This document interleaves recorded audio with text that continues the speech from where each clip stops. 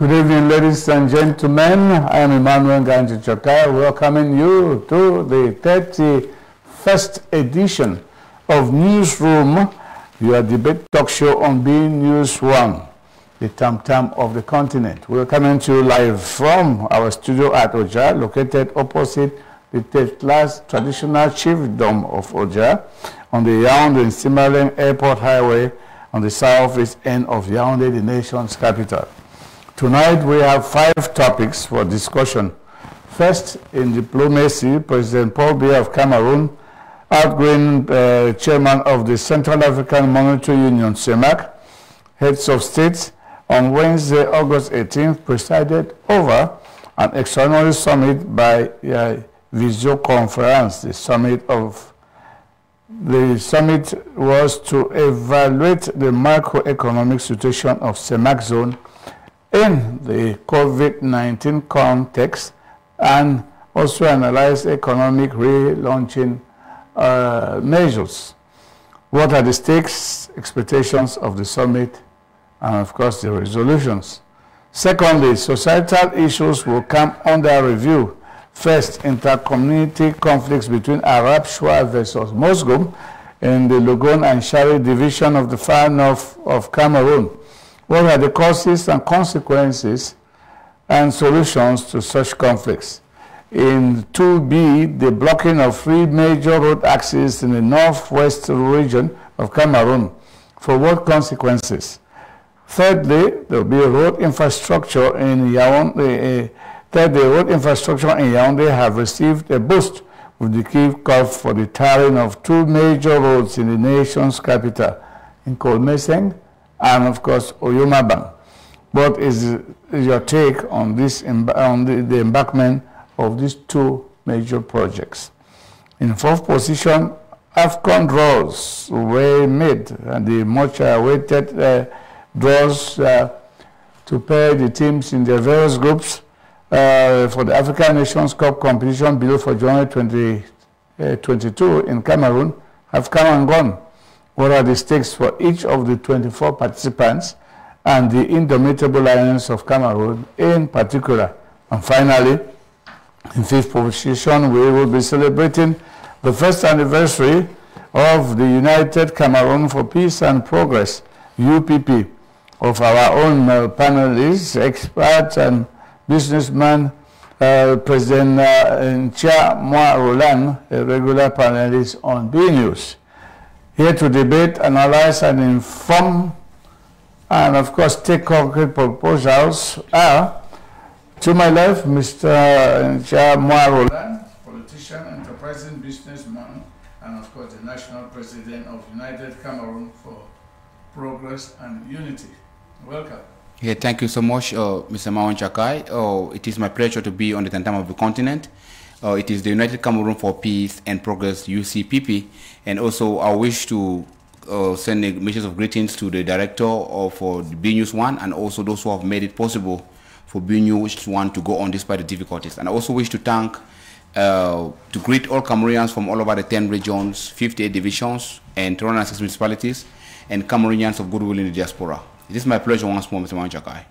Okay, you're welcome. We'll take on to my right another panelist, Mr. Yakubu Njika.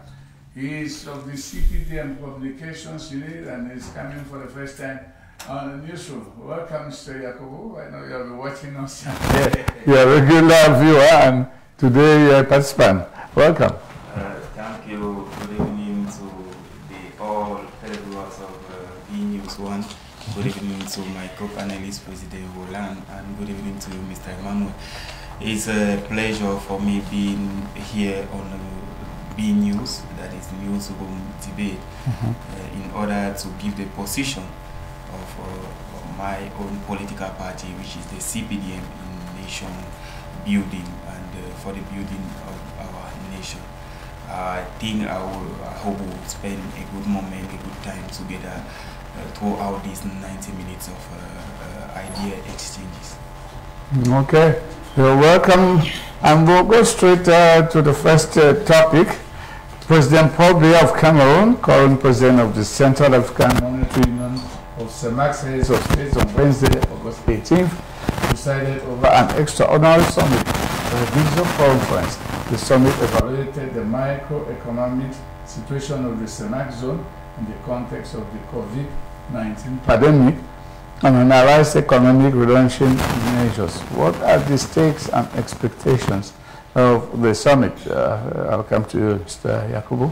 Okay, the summit was, first of all, a fundamental summit because at the time we know economies has been blocked for close to a year, going toward 2 years by the COVID-19 pandemic.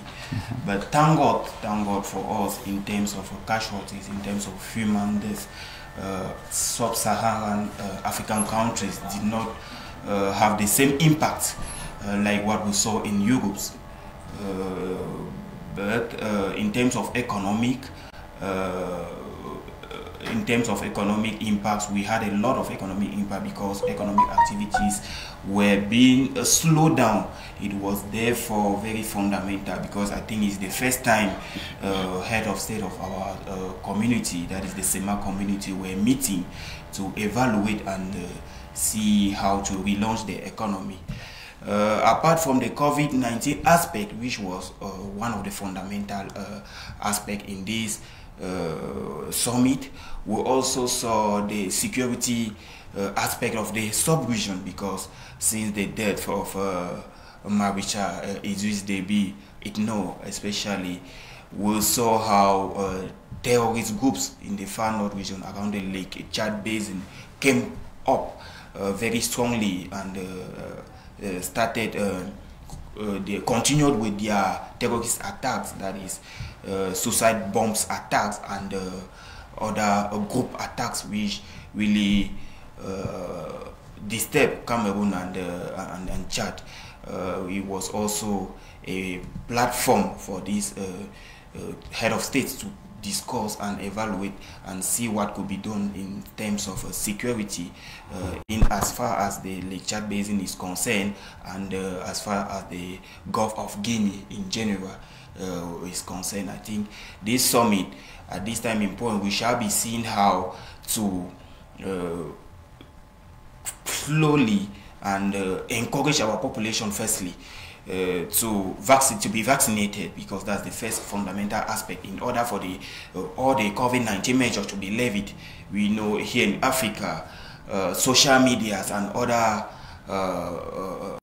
social media impacted negatively in the promotion of COVID-19 vaccines, because when you go into social medias, that's how when these states, being it the Gabon state, in the states of Central Africa, at the time they are encouraging, at the time they are promoting populations to get vaccinated in order to quell down these crises and relaunch definitely their economy.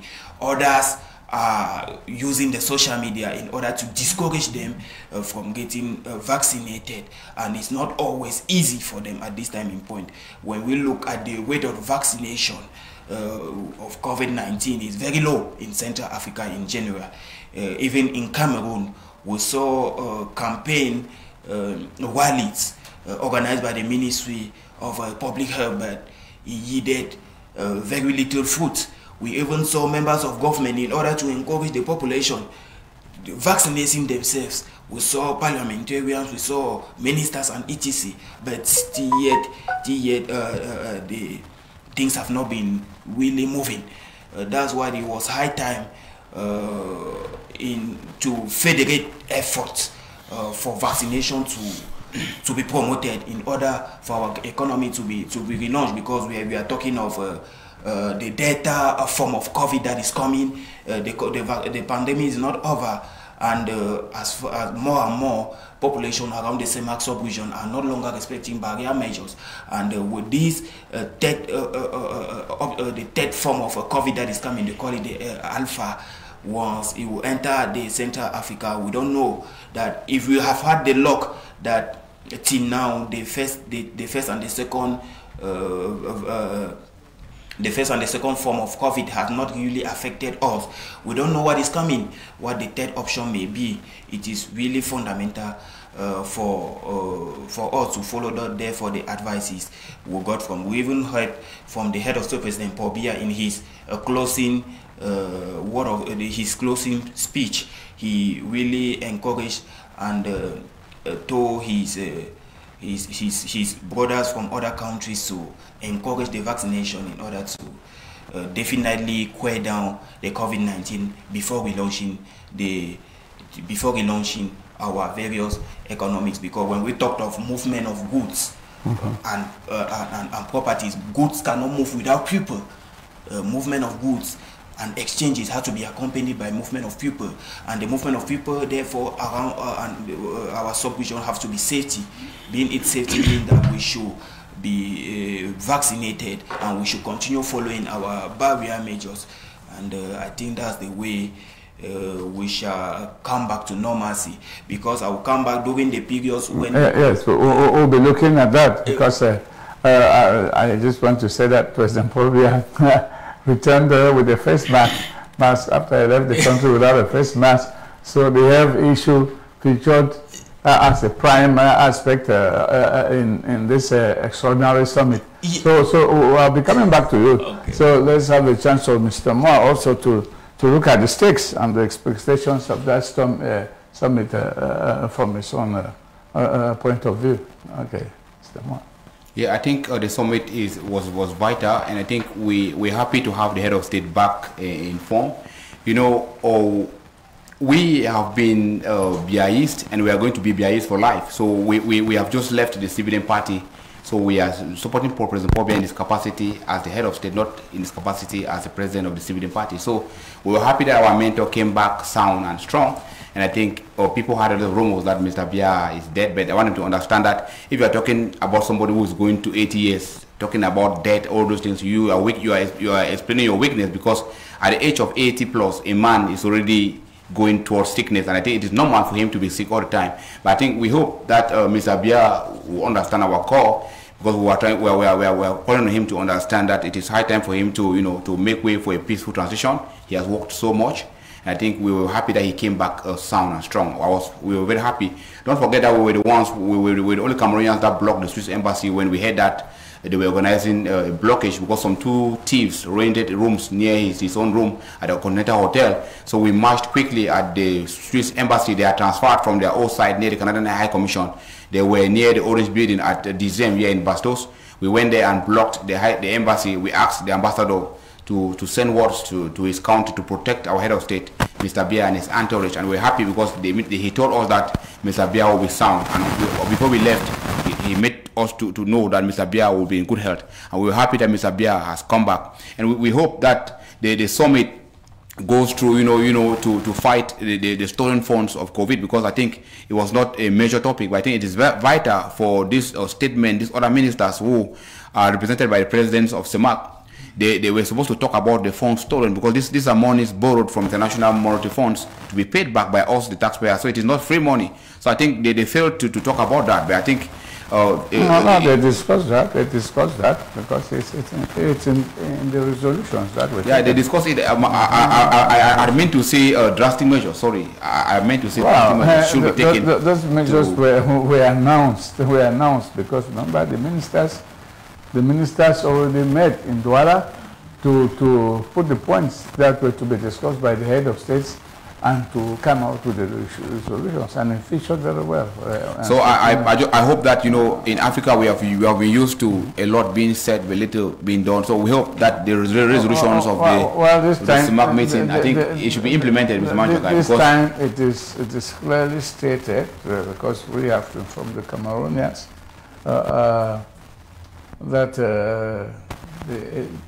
the economic reforms with the aid of International Monetary Fund, the African Development Bank, and France has to be followed according to, of course, the requirements to have this kind of support, which is good governance and transparency in the public and private sectors and the extractive sector, public finances, quality investments and also the follow-up of budgetary risks and subsequent debts.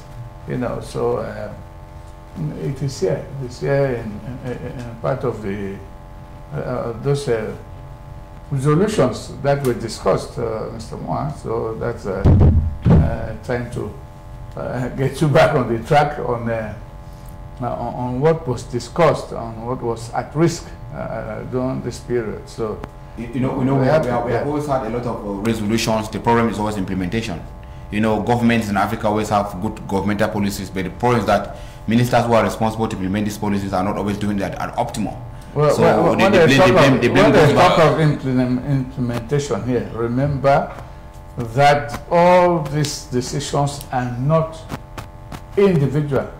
They concern all the states. Yes, it's a binding factor, it's a constraining factor. It has to be inter-regional. Yes. All these things have to be inter-regional. But what happens in Cameroon, what happens in Cameroon must be respected by Gabon and Equatorial and the rest. Yes. So COVID, the last this thing of COVID, so-called investment has not been closed in Cameroon because now it is a sub-regional issue. All those who have touched COVID funds, believe me, will not see the next month. Will not see the next month. Exactly. That is why this summit was extraordinary and held in the middle of August. Yeah, I think it will be good news for all Cameroonians. It will be good news because it is here in the resolutions. You know, justice delayed is justice denied. It takes a lot of time. Structural transformation towards industrialization of the economy of CEMAC countries and the creation of favorable conditions for financial growth to support equitable private sector activities. And also here, prime on the list was they should relaunch the economies, the microeconomy has to be relaunched to save human lives. The economies that have been, each country has voted, has to give priority to saving human lives, to kind of calm down the disaster caused by the social confinement and the rest, distancing, destroyed people's lives a lot. So they have to revamp them. And what they're saying here is, if I want to put it in simple English, is that the investment priority has to be given now for good governance and transparency in the public sector. That is there. And then the extractive sector, which is mining and petroleum, will also they have to practice stringent measures, like we already sent out sundown from Balam in Congo. The Congolese also sent on their own side those who came to do the oil mine, the iron ore. They have been thrown out. The sub-region. So it's a new sub-region that has come out. And educational sector has to be professionalized. Give people professional training in health, social protection to fight against pandemics and eventual vulnerabilities. We cannot be producing $15,000 from the University of Yaoundé for example. So when you look at the intake in October, you find that 15 to 20,000 students are in the Faculty of Law. 3 years after, what will be their role? Nothing. What will be their role? Nothing. So like we stated, people should move now. Those in the ICT should move rapidly. That's what Silicon Mountain. Exactly. You have been making proposals with these other people of the DDR centers. Prince Koso. Exactly, the digital economy. An expert digital economy. All those proposals, like I hope I'll be able to have him back here on the set. I don't know, he's a very busy man now. this is the time because the openings are there. I see it. Yeah, Mr. Emmanuel. Yes, I will chip in on that. Yes, I would like to say concerning the professionalization of our education is a fundamental something, because we had, I don't know, the luck or the bad luck of being the majority former French colonies for those in the CEMAC sub-region, and the colonial system was not really favorable for sending students in technical and vocational training. That's why in most community, being it in Gabon or being it even here in Cameroon, generally children who goes maybe to technical school to learn maybe electricity and etc., they are always considered as being the stubborn ones. But those who read grammar and go to grammar school with reading English and literature, they are always considered as being the ones who are intelligent. That's why when we look at the ratio between technical institution or technical secondary schools and general education school, grammar schools in the CEMAC sub-region in general, the gap is it is really imbalanced. And we cannot industrialize our sub-region with purely at. There should be at least a certain type of a balance in the when we come to the ratio, because even in terms of university, we don't really, even though we had some technical institution, but many students, many parents are not most of the times willing to send their children in these technical colleges or technical institutions. I think that this has to start from parents, because the institution can be there, the institution could be consulted, but if the parents do not want their students to go and learn maybe electricity or etc. in the technical school, they will still send them to the grammar school, and all the measures put in place by the community as a whole. More on that, because we have been yes. I think there's no government in the world that can employ the youths that are coming from state universities. Exactly. So the blame comes to us, the youths. So we need to ask one question: what have we done to make Cameroon grow? So we keep on criticizing the government without changing our own situation, because Cameroonians can drink a bottle of beer maybe the whole night. They can drink in the bar for the whole night. They can raise money to cross the desert to go to the United States, but they cannot raise money to create businesses. I'm a living witness. Cameroon is the local country in Sub-Saharan Africa where to create a business enterprise is just 41,500. It is the cheapest in the sub-region. And if your business affair is 10 million, your tax is not up to 100,000. What we have in Cameroon is the problem of rents. And the government, the youths are sleeping a lot. So that's why we are calling on the youth to understand that people just want to get degrees. The government has created universities. Yes. They have done what they can do. And I want to assure you that university fees is about 850,000. The government has subsidized it to 50,000 francs. But people should pick up the advantage.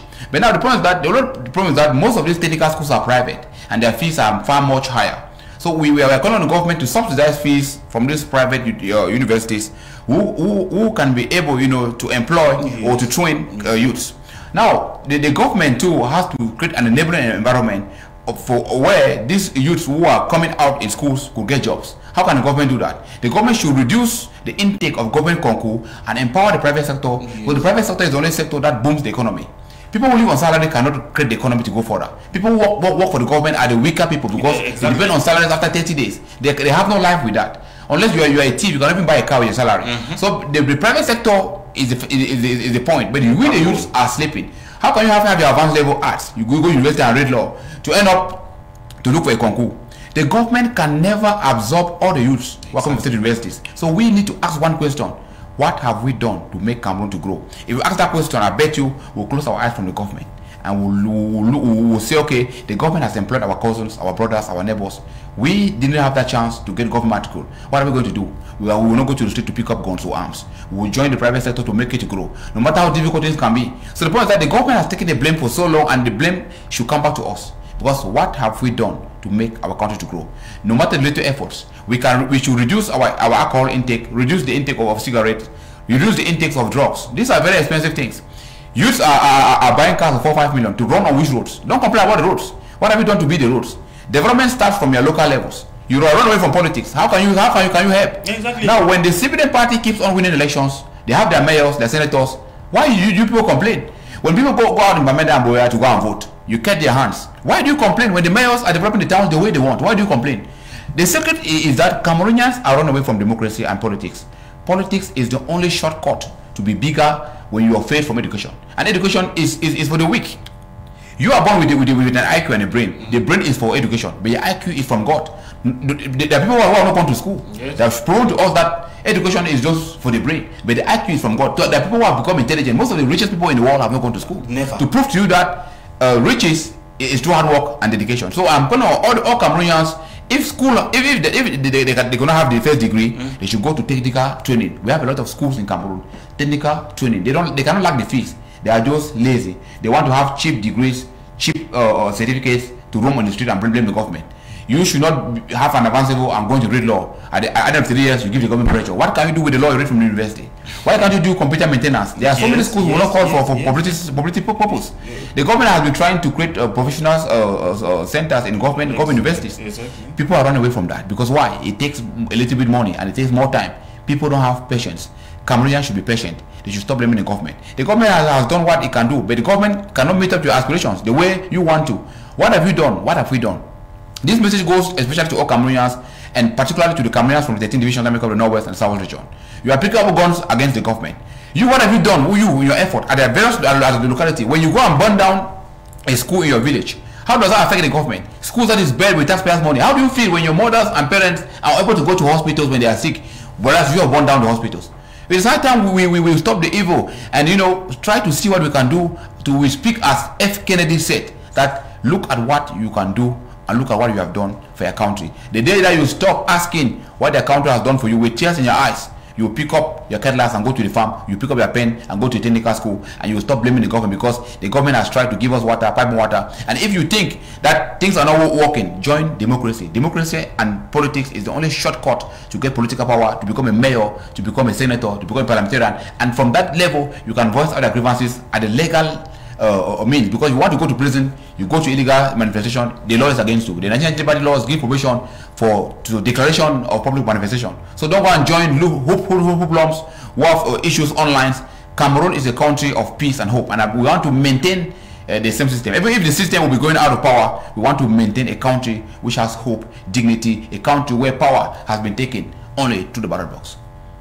Okay, thank you very much. And of course, we should not forget one other major thing which came up: import substitution policy, to limit importations and thus give priority to the relaunch of the economy. Exactly. Today, cocoa is being sold after the launching of the cocoa season in Kekem by the minister 2 weeks ago. They are buying a kilogram of cocoa for 1,625 or 45 francs. That is the highest ever. The highest ever. That's very good policy. That is going to promote local production. Yes. But when you export, they put our local produce aside. I noticed that this chocolate, that for breakfast, which we buy this small can, the small can for 1,200. All those made in Cameroon are sold for 1,000 francs. You see? Instead. Yes. That's already a way of encouraging infant industry. You see, that's where not to it's not a publicity. Yeah, it's not a publicity. But they are promoting home made in Cameroon goods. They have whole sections. You go to Bastos, you see that even cocoyams and plantains are being sold in the supermarket in its original form from the nearby villages, their farms here. Yes, Mr. Emmanuel, moving towards the same wavelength with what you are saying, we'll come to realize that a product, highly consumed product like rice is highly imported here in Cameroon. Meanwhile, that is being stopped, and the minister has gone out full swing. Yes. He has put on his boxing gloves, and he is not going to tolerate anybody who wants to use his monopoly or whatever to impoverish high prices. Yes, exactly. You see the famous fishing company. Exactly. With your kind permission, I think we encourage the minister, to increase to increase energy on that, because it is a one of the biggest policies. Because if they can discourage imports, then encourage exports, I think we'll have more money and farmers will have value for their produce. Yes, but that is what is being pursued right now. And let me tell you, for the rice, this thing, the former chiefs of what they call we're going anti-ban in the Ministry of Commerce, yes, has run most of these companies. Do you know that people come and take authorization yes, to import rice from the Ministry of Commerce? Then go to the quarters, go and carry rice from Ndop, Tonga, and Senri, and package them in bags that read Taiwan, Vietnam. Yes, Taiwan long grain. Yes, long grain. So that is what is going on. They are selling expensive. Yeah, they are selling it expensive. Because this is local rice. This is local. This is local rice. It's too bad. No, they know them, and they are picking them up one by one. I said they are picking them, and it's not just an individual thing that will come and take Jakai and Moa and Yakubu, that disciple. No. They are picking up the industries and they are closing them up. Yes. They are stealing them. Yes. They should be rigorous about that. It's very negative to the economy. Yes. Really. You know, Cameroonians have suffered a lot, and the problem is not always at the presidency. The problem is at the level of implementing these policies. Yes. Good policies always come to these ministers. The ministers always fail us to implement them, and it makes the country go backward. The blame goes to the head of state. And the recent measures from the Minister of Commerce has really shown that no company is above the state. Being it a member of a political party or being it or whatsoever, once you go against... You saw that a former minister was board chairman of Simencam, was replaced, he was sacked. Yes. He was ready to go ahead and increase the prices. To increase the prices of cement at this time, people have all those high cost of living. All those Kenkeleris who are selling cement, who increased even by 5 francs, they'll be sold. Exactly. They'll be sold. So you can see we're having traffic jam here coming to this side of the town a month ago, but behold, there is no traffic, that kind of traffic jam. From the airport to come here, you are blocked. To go out, you are blocked. So that shows already that there is a turnaround in the economy, and should the economy, now that it has been launched at the level of the sub-regional level, those ministers who will have to execute the budget for the remaining 4 months, yes, because end of November, the fiscal year is going to an end. It stops. Then they'll vote for 2022. So you know, with the Nations Cup, these reforms are going to creep in slowly. What we are hoping now is the youth who are going out to look for jobs, they should be very careful and be well informed of what is going through. Yes. Remember the last trade fair, government ministers went and spoke for 1 week. They said there's SAGO, to show government action. You know, those things are really getting the country back on the rails. Yes. We're just hoping that those who have problems with the court now can now go and be picked up to render an account of what they have done. Okay, well, we'll take a transitional break here and move to the next topic, which is the second segment of our debate. We'll be right back after this.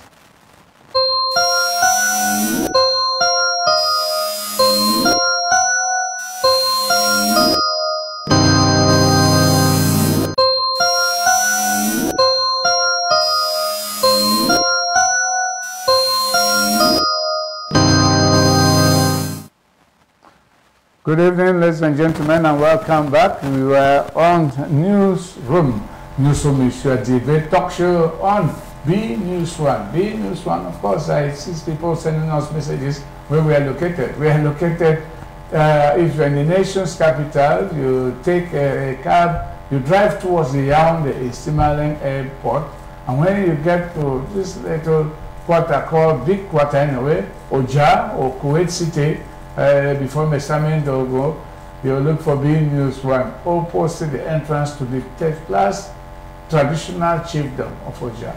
But before that, there's an intersection where people take cabs and the motor taxi drivers, they call it Carrefour or Beige Bleu. From there, you drive towards the airport.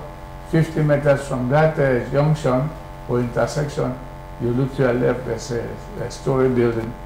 And we are on the 3rd floor. You'll see B News 1 on a white story building on the 3rd floor. Okay, second topic for debate is, of course, inter-community conflicts between Arab Shuas versus Muslim in the Logon and Shari division. And the Arab Shuas, that conflict left 32 people dead, 19 villages were burned down, and today we have 11,000 refugees who have crossed the Logon River into the neighboring Republic of Chad. So will the Chadians be able to handle a Cameroonian population, refugee population, whereas we have large refugee camps in Cameroon? What are the causes of this type of movement of people and consequences and solutions to each conflict, Mr. Moore? Yes, Mr. Chakai, to be frank with you, in my capacity as a security agent at the freelance bench, I think, you know, most people are not understanding the way Cameroon is going. You know, there are some former ministers who are in prison who try to put the government down, and they have not stopped showing their grievances. What is happening in the northwest and southwest and in the far north is the same thing, Mr. Chakai. Some people who have thought, people don't understand that at our various levels as normal citizens, as quarter heads, forms, chiefs and adults, maybe division officers or division officers, governors and ministers, we can help Cameroon to grow without going to the presidency and become president. We can send our little contributions, but these people have failed to understand that they are putting in their heads that if they are not president, Cameroon cannot prosper. We want to tell them that no. What is happening in the far north is grievances from the regime. People who are angry with the regime, but they have failed to win the regime through the ballot boxes. They have failed to win the regime through the guns that they send to the north and south to kill people, and they send to the far north, you know, to create division. But I want to send a message to Cameroonians who think that they can make Cameroon to be sick at one part because they thought they could bring Bamenda and Boya down and shake the regime. But I think Cameroon is going stronger. Those are little provocations, Mr. Chakai. We want to call these people who are still in prison, those former ministers, we will not call their names for security reasons, that they should stop what they are doing. They are the ones instigating fear in the far north of the country because they believe that they can shake Yaoundé. It cannot shake Yaoundé because we, the patriots, have understood that power is taken to the ballot boxes and not by the gun. And we are making sure to die with the point that Cameroon is the country of democracy, despite the difficulties, despite what is happening, despite the hardship, despite the little money circulation, despite the provocations. We must stay united and we must stay as a Republic of Cameroon. And I think what is happening in the far north of Manjakai is people who have failed to get power through the ballot boxes and they are coming through the gun, through divide and rule process. It is not going to work. But the point is that they are doing it to their own people, and I think they are going to pay something to Manjakai. No matter how it takes, no matter how long it takes, they are trying to sabotage the name of the Republic of Cameroon by bringing fear at the end of the far north of the country. There are people who have given funds to Boko Haram, they have given funds to separatist fighters. But I bet you the separatist ideology is going to an end, and they also that of Boko Haram. What is happening in the far north is not strange. But we are calling on these people to understand that as the days goes by, they will be gotten and they will be brought to book. And I bet you they are going to pay a very high price for trying to destabilize a country which has worked so hard to go towards emergence, a country which has worked so hard to get out from economic crisis, a country which has so many ethnic groups, a country that despite the difficulties is made up of 10 regions, 15 divisions, 6 municipalities, a country with a leader who has tried his best to make sure that Cameroon develops despite his stay in power. So we are calling on all those who are in the far north to understand that Cameroon cannot be stupid. No matter how they provoke us through Boko Haram, no matter how they provoke us through the insurgencies, as you rightly said there, that it is a shame for us that at the 21st century, a peaceful country like Cameroon is having refugees close to 10,000 crossing a peaceful country, a republic like Cameroon, going to Chad, Chad is a smaller country with no good government build-up. Cameroon has a very good government build-up. It is one of the best countries in Sub-Saharan Africa. I believe that international communities and our government through MINAT and the presidency will look for ways to how with the government of Chad on how to protect our citizens who are running away from the drama in the far north. I call it drama because it's going to end any time from now. So we are calling on all the populations to stay vigilant, because we sent a letter to our party members in the north for them to talk to their family members to be vigilant and report all actions of Boko Haram to the authorities, so that those people who are trying to bring fear through Boko Haram and it has failed them, they are coming out through intertribal wars, that they should be on high alert. And we ask them to increase the vigilante groups there in the far north of Zamanjakai to send all signals of fear and rumors to the authorities that are concerned. I'm calling also the governor of that part of the country to stay on very high alert. The DJS and SET is also called upon in my capacity as a political party leader. I call on the presidency to take action to protect our citizens who are on their way to Chad. Some are already in Chad, and we believe that the God of Cameroon will never let them down.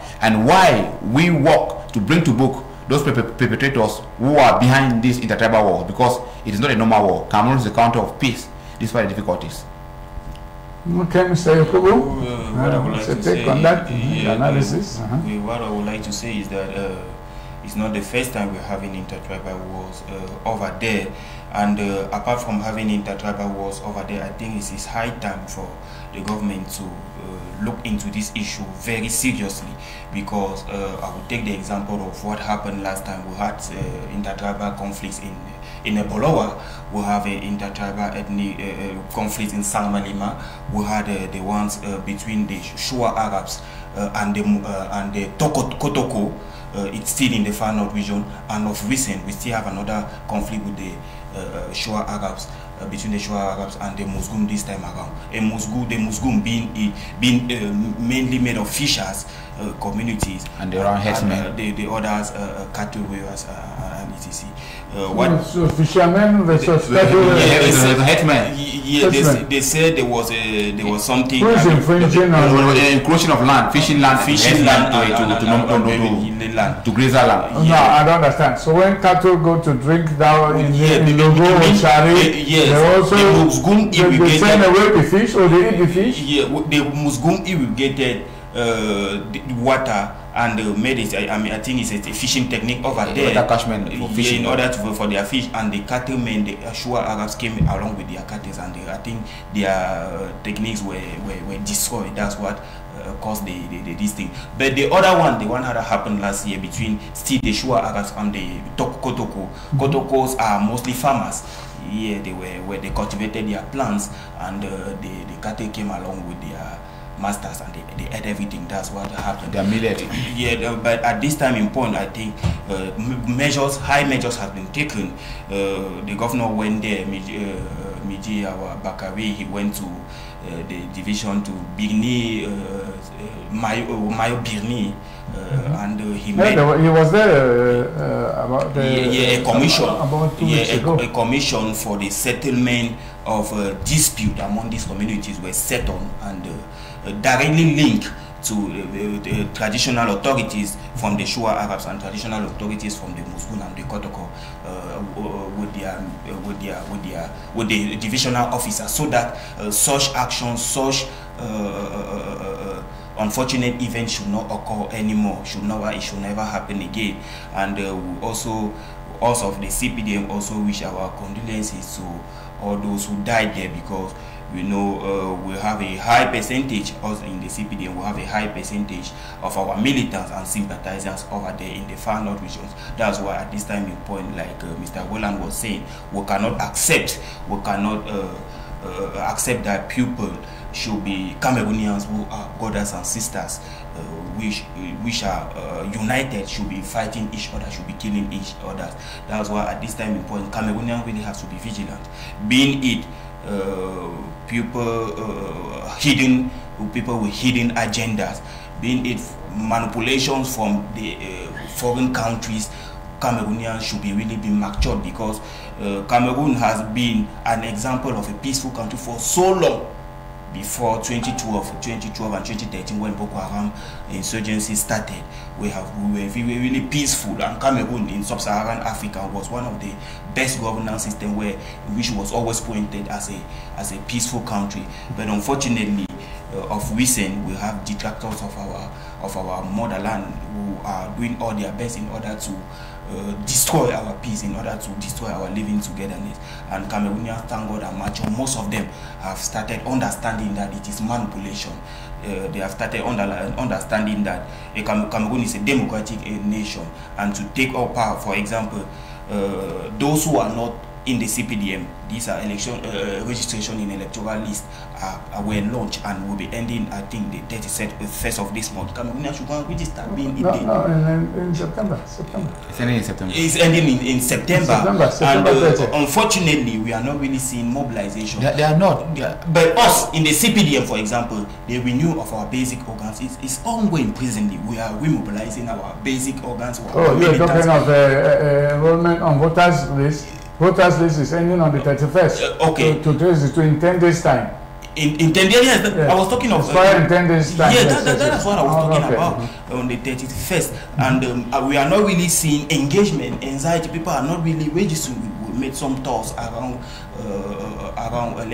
some Elekam post. Because but you know that most of the youth who have turned voting age 20 years do not have ID cards. So how Mr. Emmanuel, that's a big problem. I think to go and do just the certificate of nationality costs a lot of money. Mr. Emmanuel, let me land by saying that we've been in a caravan that is mobilizing. We've been to SUA, but it has been a high shock of seeing students when you ask them to go and register. They are not even interested. It seems as if they were talking of a student in political science who do not even have their voting card. It is really anathema. It is really anathema for you, for young men, for young boys, students. It's a little bit complex, but for ladies, it is catastrophic. They don't have time for that. They only have time to do their makeups and do the. It is. I don't know why youths are neglected. Have really. Well, if you go to the United States, you find that despite the voting age, which is so low, yes, the participative rate is never above 40%. It's really unfortunate in a country whereby close to 70% of the Cameroonian population is made up of youths, but youths are not really engaged. Youths are not participating in the process. You know, they're not participating because one, most of the retired people who are there, they are chiefs, then the local councils and the rest, and they have taken that. So youths do not want to get into a conflict with them. But now the internal regulations of the party have said that okay, you are chief, you're automatically a member of the section or the subsection. Yes. So you don't need a post. Class chiefdom. People are crying. They're crying. I've seen in my quarter a former person went and took the brother-in-law's post of the class chief on the other side of the quartier, crossed the swampy area and came on this side and say he's sitting on the chair as an assistant mayor. Wonderful. So how can he sit now on the subsection list? No, he has not, because he has been knocked off by the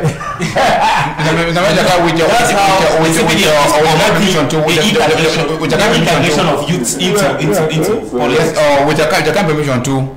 Yes, I'm calling all the youths in the final region to understand that we have just one country. Yes. So when those ministers anti-parentheses who are in prison, who have tried to get power to the ballot box, are calling you to mobilize, you say no to them. But now I also want to send this message to the civilian party to understand that along the line, the civilian party has stopped to be a party. It has become a government mechanism for government mafia. Why? The civilian party does not have the value of retirement. People don't want to go to retirement after serving the nation. Because if you are a former governor, you go to retirement as a senator, it's not bad. But how can you be a senator, you are a PCR, you have about 5 posts?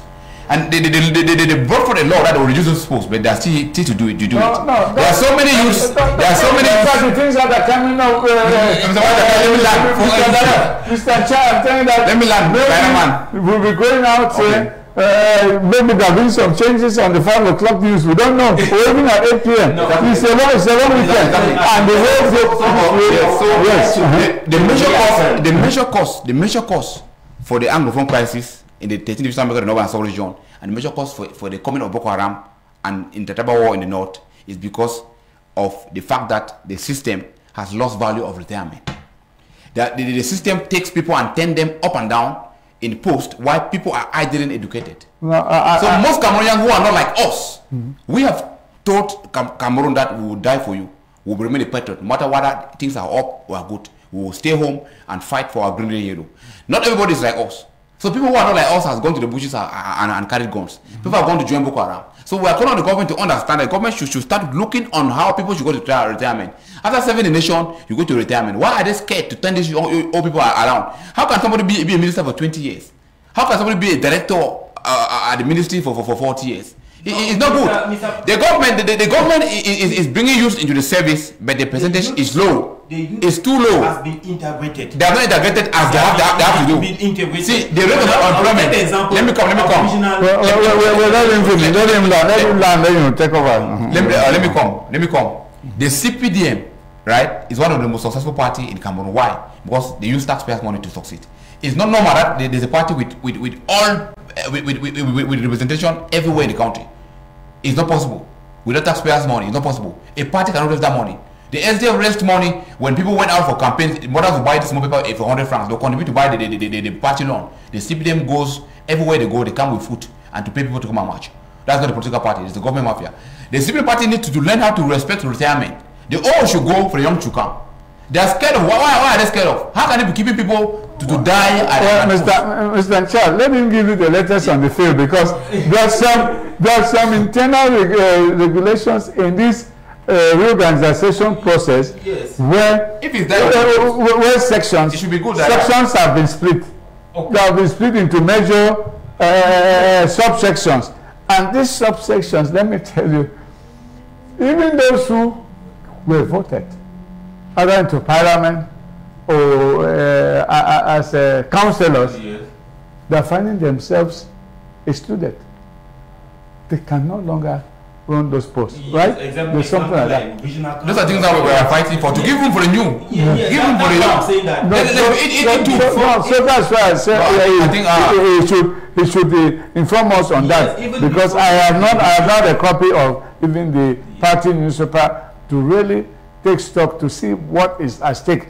But I found that most of the people who at this time will leave offices to go every weekend that they are going to do party organization. I'm telling you, they are able to go because they cannot talk. How can they assemble who? Yeah, is that not the case? It's a very big problem. That's the case. The party this time around, since the launching of regional elections, it was imposed. It was imposed for each list to respect the percentage of 30% of youths. That is a list of maybe 10 regional councillors. At least 3 of them should be youths. That is, when they say youth in the CPD, from 15 to 35. Since we cannot integrate, at least it will be from 21 to 35, but 35 should be the age limit. Coming back now to the renewing of the basic organs, the same process have been put in place. You see how in sections it was very difficult. I really agree with you. It was extremely difficult for any youths to integrate the post in those days. But now with the new dynamic that has been put in place by the government, many people who accumulated many posts has been excluded systematically, automatically by the text published by the Secretary General of the Central Committee. That's why at this time in point, it is no more necessary for a traditional chief, that was a second class, who is maybe in a second class chiefdom, to go and be scrambling again with the ordinary citizens, because the text makes for first class and second class chiefdom, chiefs, for example, they have been made automatically to be members of the sections. For those who belong to the CPDM, it should be precise. I don't know about the CPDM. There's no chief who is not in the CPDM. That's according to you. Have you carried on an investigation? There are many, and the CPDM party should not do it only at the CPDM party. Well, the CPDM party is the ruling party. They should do it at the system. They should do it. They should do it. This is an internal. Ministers who have served the country for 20 years should go on retirement. They are not competent more than the youth. They have young Cameroon who are vibrant, who have gone to school internationally. The one that have studied in America. If he was a Frenchman, he was supposed to go very far. That's what we are fighting. Because in Cameroon, let me learn. Each political party in Cameroon, we have a core system. If you have not gone to ENA, you have not gone to EMIA, you have not studied abroad, you don't have something. But we have people who what do you mean by something? It depends on what you call something. No, listen to me. It depends on what you call something. Look at all the rank and file. We are not agreeing with this kind of information. We are out of topic. But let's just learn. You know, if you look at the rank and file of all the ministers that studied abroad, you understand? Not all the ministers. If the Mount Jakai was not English expression, you understand? It's not politics. Yes. Don't believe me. For him, for example, he's a qualified journalist trained abroad in the United States of America. Do you know that? Yes. You never knew, right? But we have journalists who have been trained here at the CRTV school here. I'm sorry for the publicity for the name. We have been trained locally, you understand? They've gone to places why. So we are fighting peacefully for the system to include Cameroon and English expression equally to work. That's the problem. It's a big problem. That's the major cause of the Anglophone crisis. Because people who have gone to school, they are qualified, they cannot work. Why? Not because there are no jobs, but because people don't want to go to retirement. Ministers are PCF, ministers are directors. No. Give the job to those people who also work and enjoy. It is our country. Time is going, we will die soon. So make us feel the pinch. Anyway, if the government changes, if we get up tomorrow, Mr. Biya brings a new government that the 13 divisions of the 2 English regions in Cameroon has ministers and directors, I bet you they will lobby for peace. Listen to me. In Bamenda has Northwest has 7 divisions. The South has 6 divisions. We don't have ministers there that can lobby for peace. Politics is a game. It's normal. When I crash my back, I crash my back. So the problem is that when the government is crashing our back to give us ministers, posts of ministers, it means it's a political game. Now we don't have people in Bamenda and Boya to bargain for peace. They are too small. That's what I'm saying. That there are many. If in the northwest and southwest, there are, of course, there are ministers. That's why there are every job. Listen to me. We are a minority. We are a minority, but we're the most intelligent. Cameroun ability expression, we give a big blend to the Frenchman. You understand? Oh, we are making a lot of noise. Why? Because the war is an English war. Okay, let's just move now to the B section of our second debate on, of course,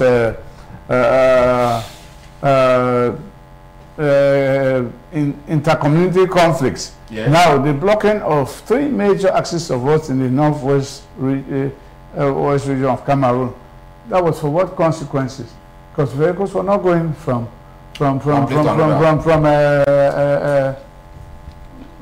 Bali, Batibo to Manfred, and then there was Bamenda Fundong. Yes. And which other road? There's a third one. I think it was I've forgotten the road, but I think there were 3 roads. Yeah, there were 3 roads. So now the governor, with the aid of the 2 generals that are there, they went out on the field and cleared off everything last week, and ended up with the elimination of 5 self-proclaimed generals. They were all in Bafut having fun and living maybe in Safari Lodge. I'm telling you. You know, and saying that they had the region under their control.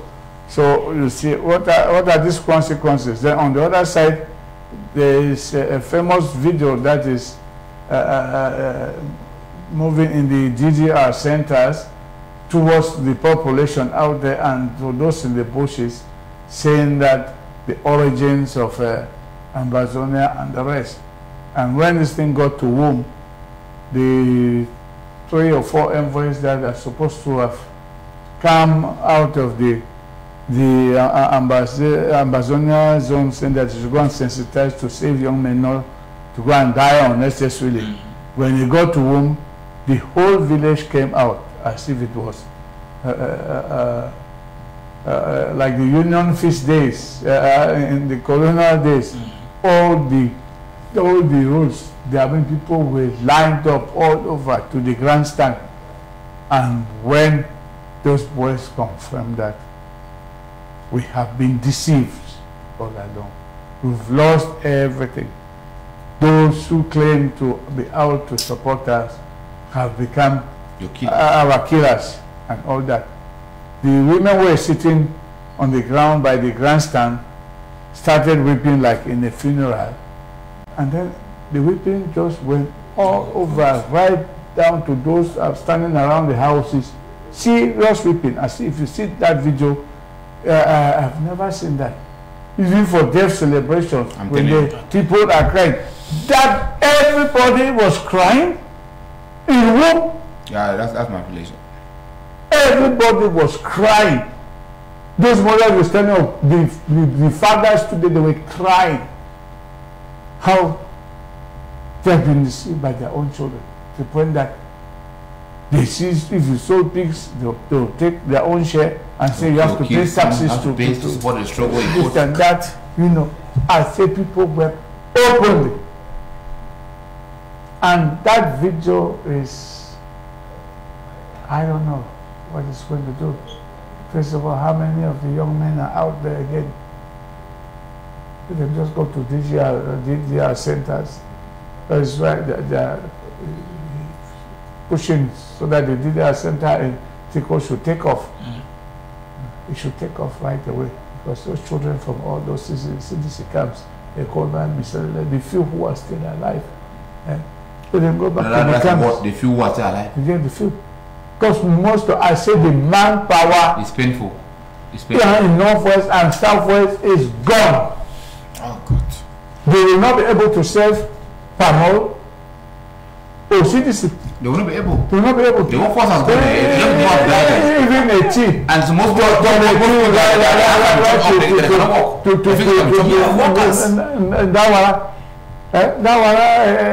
we only have people to work in those tea plantations and then take care of all those animals he has and the exotic birds that he has in Dawara. So it is really, really, really painful, very painful when we look into it. So now that these roads were blocked, people brought cars and came and lined cars all over and pickups. Those pickups were carried by the military and thrown off the streets. And then later they brought trucks that carried them to the military camps or to the gendarmerie stations, that those who will come back later on to claim their vehicles that were used as to block roads as barricaded, no, don't have to pay a fine to collect their vehicles. It's serious. As I saw the people cry, those boys told them, Papa, Mommy, the fool here, we go bush soap, the fool we don't die plenty. People were, it was serious wailing. I've never seen that. So, so what other consequences from this blockage?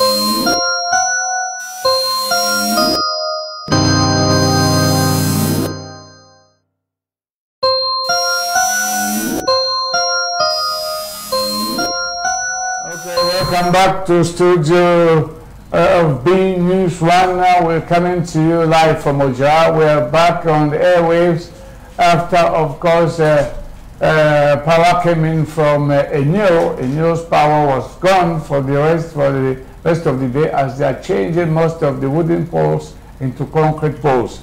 Now they have ceased working, and we're back on Enyo because we're on our own generator here. The generator has served all day long, and now after 7 p.m. it can go to rest so that Enyo has taken over. So we're back live and everything is coming out clearly. Somewhat. So let's wrap up the blocking of these roads. You were talking about the consequences for the the consequences are very heavy. You know, when roads are blocked, goods and services don't cross from town to town. I know, those people in that area, they depend on subsistence farming to survive. So you know, also it is the start of school year, September, which is coming, and those mothers, most of them single mothers, their husbands and maybe sons have been killed by the lies made by the diaspora. So the mothers are having it very difficult how to sell their corn and groundnut. First of all, it is season for harvest. It's time when the mothers, they harvest their corn and their groundnuts to sell their yams and potatoes. They have to carry them from their local areas, take them to big markets to sell in exchange for monies to buy books for their children. So I think it is very a big blow to the local economies in that area. You know, those areas don't even have good farm to market roads. So if the major roads are blocked, it is a very big issue. And I think most farmers have had their produce spoiled at home. There was no way to carry because of the fear, and roads have been blocked. Those who are selling maybe animals or to subsistence, maybe most of the animals maybe have died on the way. So it's a very painful issue. We are sending a big bravo to the generals and also the governor of that region, Afrique, for his keenness in his great administrative skills and great courage, you know, to support his country in his area of jurisdiction, which is the Northwest region. I think we give them more energy, more courage as they continue to have sleepless nights, taking a lot of risks, you know, to protect our national integrity at that level of the Northwest region, Mr. Manchakai. Okay, thank you. You want to wrap up, conclude? Yes, it's really difficult situation for the population because most of the products that are being produced are perishable, and that's how when all those such roads are being blocked, that is from Batibo to Bamenda to somebody. We even saw some videos where we even had some tears, and where people were now obliged to push their product, that is waking more than 25 kilometers on trucks and wheelbarrows to bring them to the product. Since even motorbikes and other vehicles cannot circulate, it is increasing therefore the pains, the suffering of the population, of the local population. That is, we don't know, is really very difficult for people to live under such inhuman conditions. We think that at the time the school will be reopening, children's parents, that is, most of them which are who are widows and widowers, I don't know, that are suffering lonely. No, that picked up. That picked up. Everything has an end. And now that the circulation has come back to normal, we'll end on that positive note. Kudos to the forces of law and others that are doing their best. Okay, we'll be right back after this break because we'll go in. We still have 3 more topics to go now. And so we just have 20 more minutes for 3 topics, so we'll try and do that. Okay, we'll be right back after this.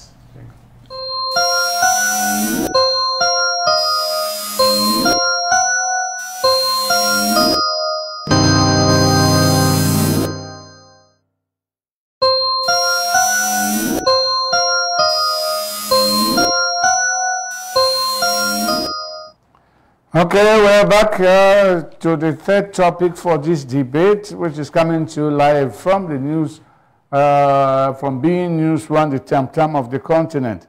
The debate, the 3rd debate is on road infrastructure. The Minister of Urban Development and Town Planning has given the kickoff for the tarring of 2 major roads in the nation's capital.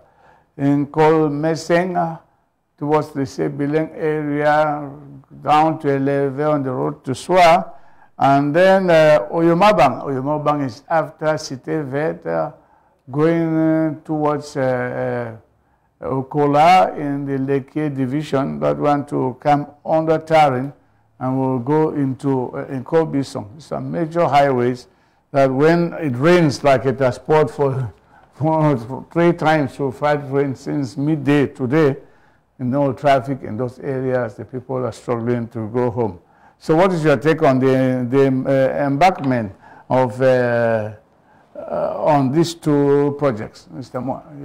Yeah, I think the roads are the projects, are vital, even though it is a bit late, but they said never late is better late than never. But the point is that, when they say when a road passes, development follows. So we just hope that the people concerned will use the roads very well, should maintain it, and because it's monies which are used for the roads are taxpayers' monies, and I think they should make sure that they use the roads well. I think we're calling on the government to tar more roads, and or especially to expand roads like that linking Yaoundé to Douala, because a lot of accidents are happening.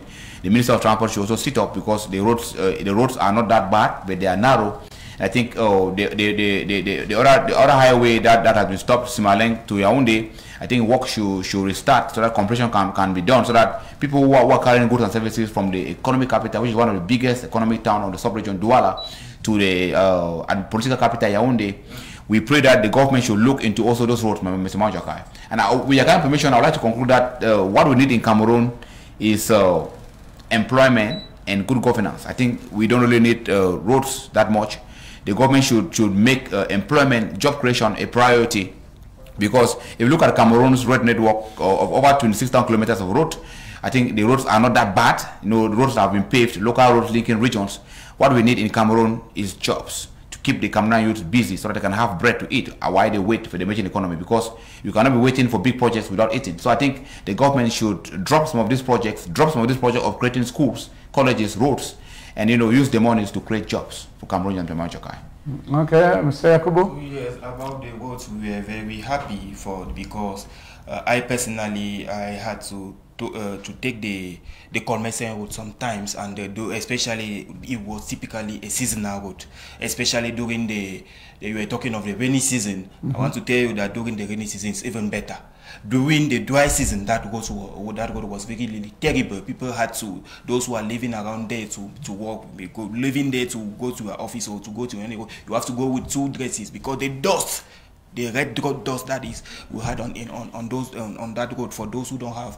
And what did they do? What did they do to remove the dust from the hair? That's why. From the hair. What did they do? That is to illustrate the no, way. Tell me, what did you do? You put a cap or you have another. Yeah, you have another dress in the back, because if you wear a white dress or I don't know something, any dress you wear. From there to no, for the clothes I can understand, but the hair, how do you cover the hair? You cover the hair with a cap. You don't take that kind of dust.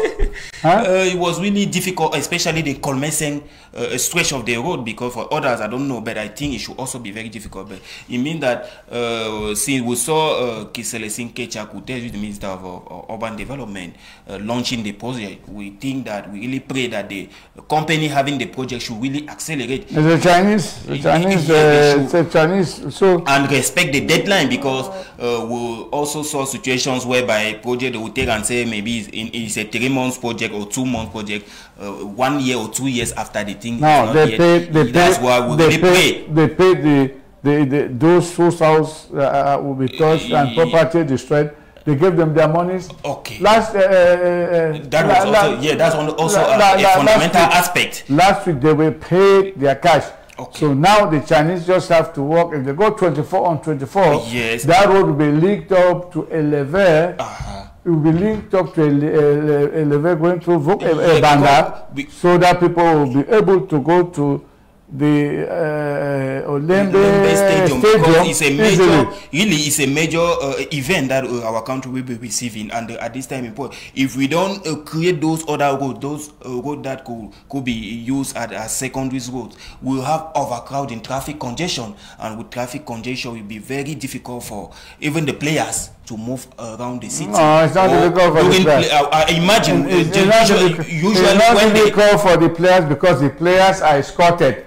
There's no problem for them. Yes, exactly. And they're all in one bus. Yes, exactly. I take the example when the Indomitable Lions usually play at the Amadou Ahidjo Stadium. It is really difficult for people to move from the Amadou Ahidjo in and out of the Amadou Ahidjo Stadium with vehicles and all that. That's why. Vehicles, there is one way in and that route takes you out. That's what I'm talking of. From the Amadou Ahidjo Stadium right up to going towards Nguso, going towards Yaoundé 2 University, Soua, the road is really tiny, and we think the government should really look into that portion. When there are matches for that, we don't have that problem in Yaoundé. We don't. The police do a great job. You come and drop people up to Texaco or Mispo and go back. Yeah, you know, you go out through a source. You go out through a source. So those things don't exist in Yaoundé. The police know how they handle it. There is traffic jam after the match. That's what I'm saying. After the match. Before the match. I personally, when I go for the match, I don't have that problem, because if a match is at 3:30, for example, before 11 or 12 o'clock, I'm already there, because I'm avoiding such type of things. But after the match, things are very difficult to be handled or to be controlled, even by the police. That's when we usually have some traffic congestions. But thank God, a project like the one the Minister of Urban Development, the launching, it will be a very good thing for the population, because circulation will be fluent, like Mr. President Hollande was saying. Where the road passes, that's how development follows. Okay, so let's go down now to the draws. AFCON. The draws, the much awaited draws of the AFCON Nations Commission Bill for January 22 in Cameroun have come and gone. What are the stakes for each of the 24 participants, especially the Indomitable Lions of Cameroon?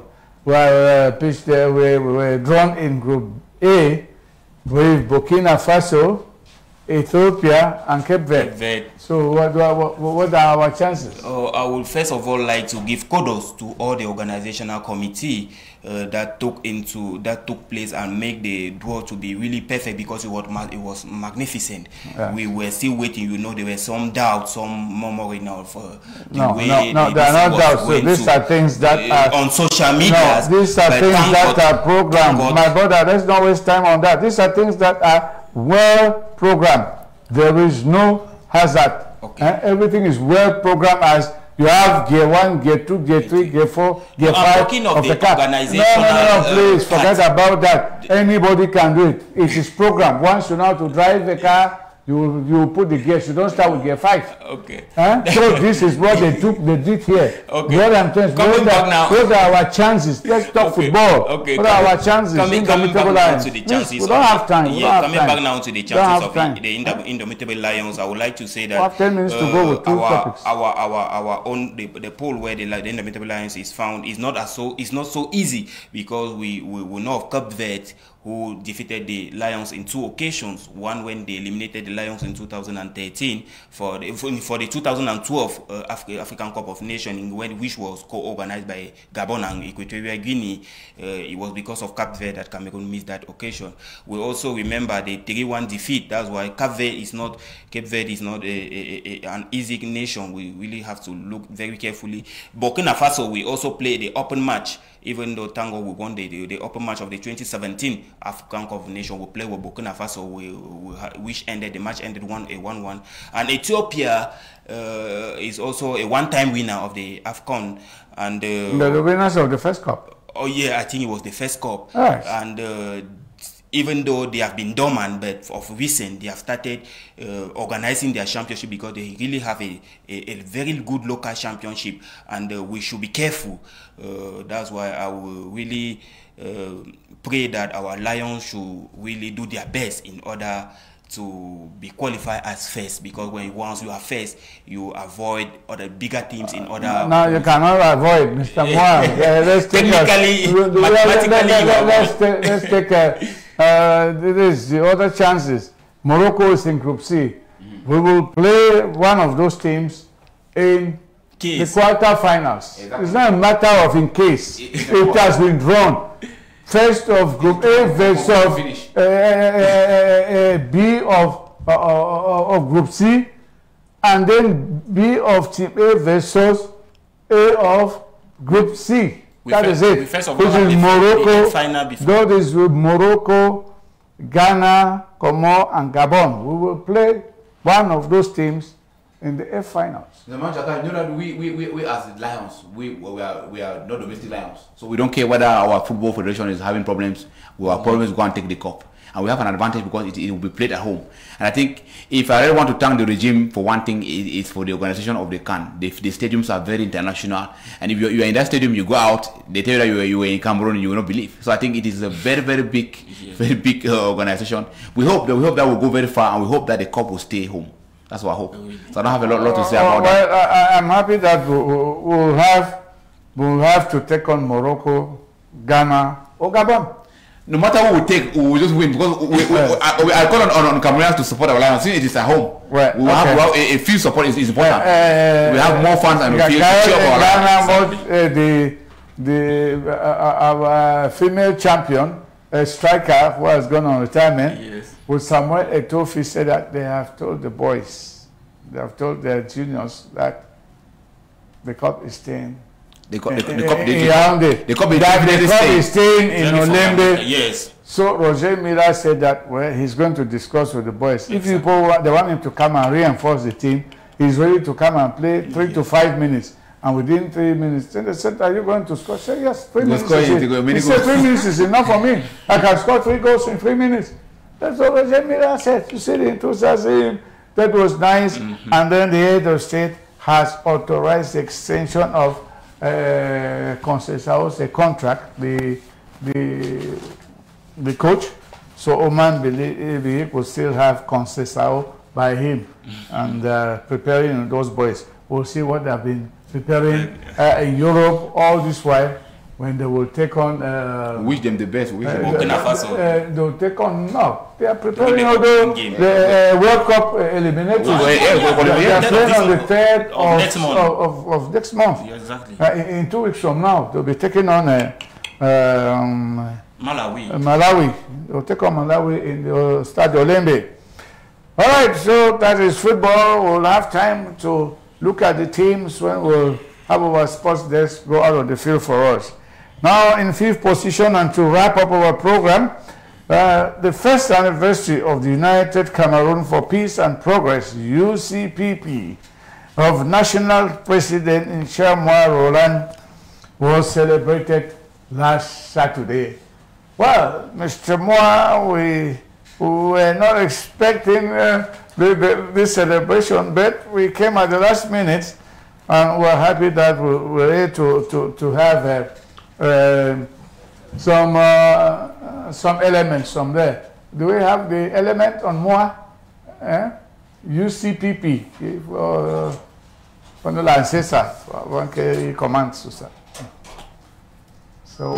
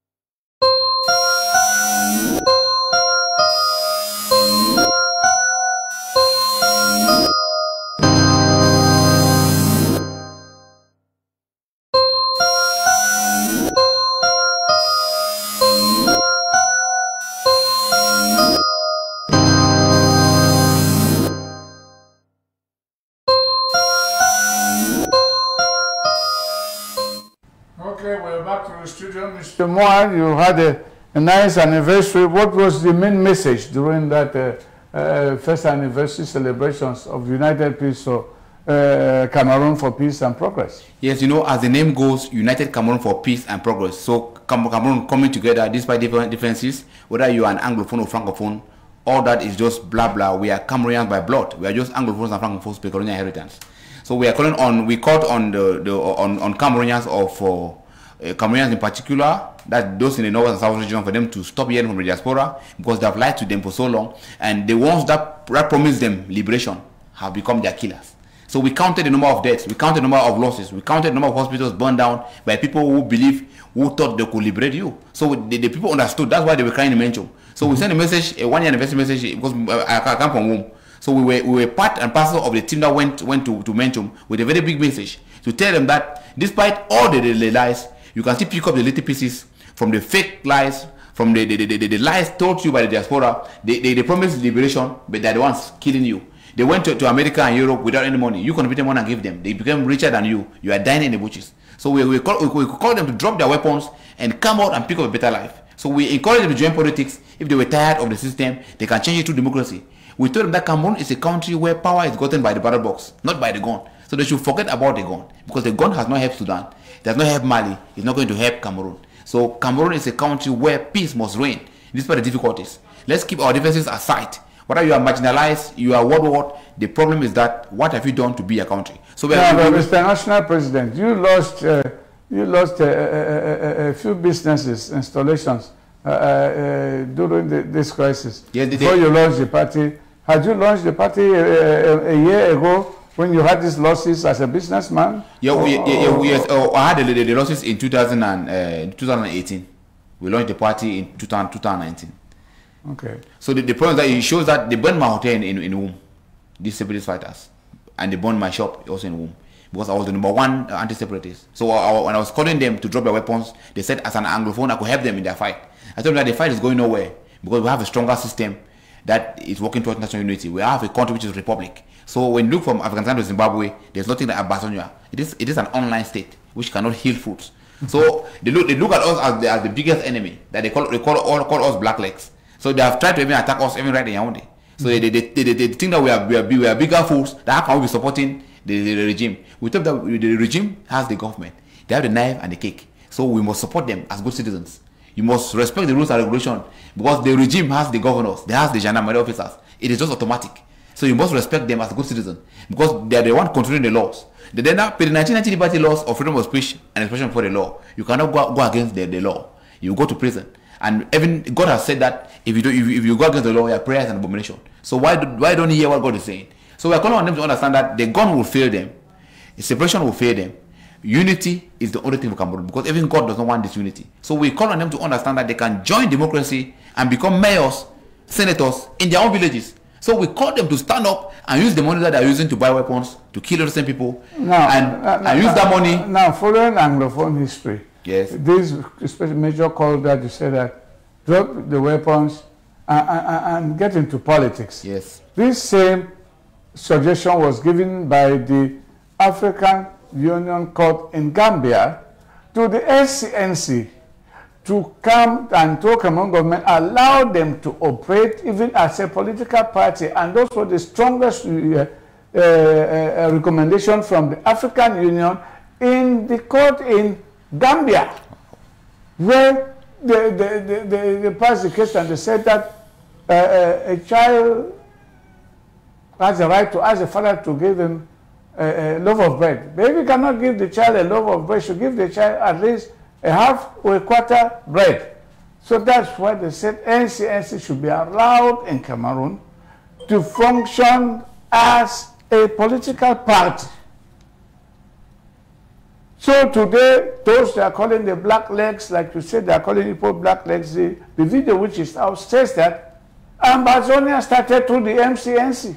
Through the SCNC in 2006. So now that you are saying this, are you sure these boys are going to listen to you? They have listened. That's why people came out and were crying in Menchum. Because no, you know, to stop the crisis, you start at a various level. You cannot stop the crisis generally. So I stop it from my division of origin. Somebody who is going from Makwaya, from Jan, from Momo, will stop it in their own locality. From there now, you will pick up the fire and the crisis will stop. Okay, yeah, so far, have you had some congratulations also from other parties? Or yeah, we have had congratulations from the diaspora, those who are anti-separatists. We have had it also from members of the government, but it has not been official. So we are expecting a medal from the system. Okay. All right, thank you. So any final word to Mr. Yakubu? You have one question to ask him. You have the communication unit of the party. I would like to know the ideology of the political party since he was celebrating the first anniversary. I think it means it was officialized in 2020. Okay, what is the ideology of that new young political party?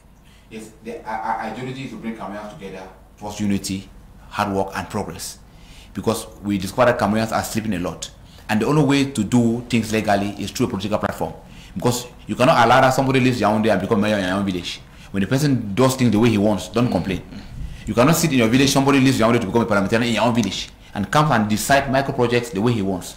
When he does that, don't complain. So we want local people who are in the villages, who have pity for their people, who know the priority projects of the villages, to wait at their various constituencies and become mayors and become parliamentarians, so that they shall know the love of the people, not coming to sleep in Yaoundé in hotels with prostitutes and picking up 8 million francs every year for grants and eating the money with prostitutes and keeping the schools without zincs, keeping the schools without benches. So there are parties who have failed us.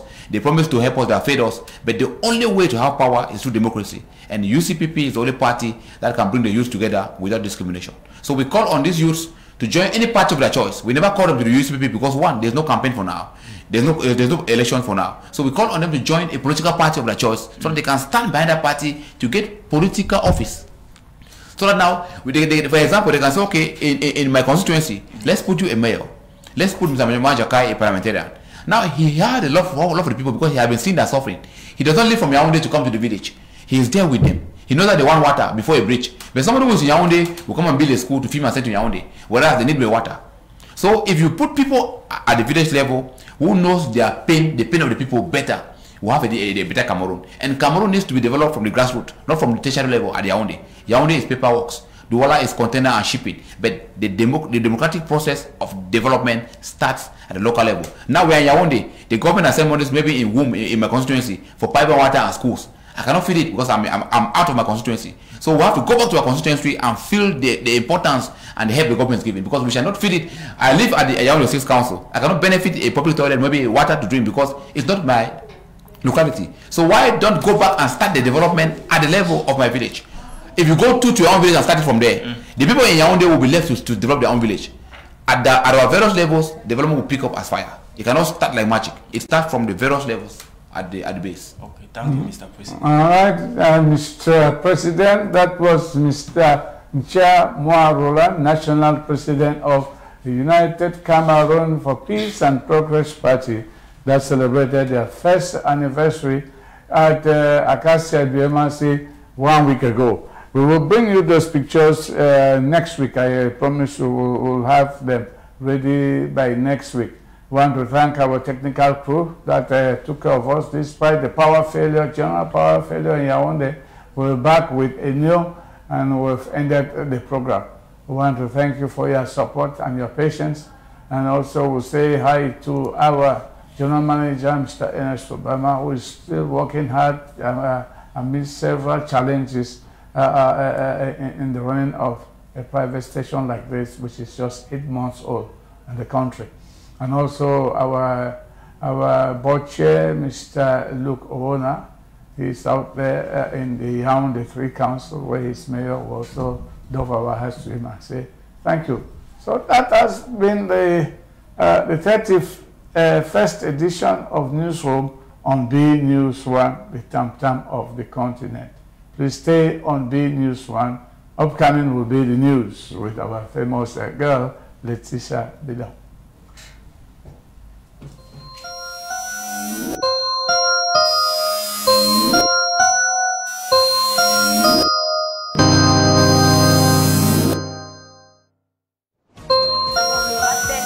Après, on comptera le point net.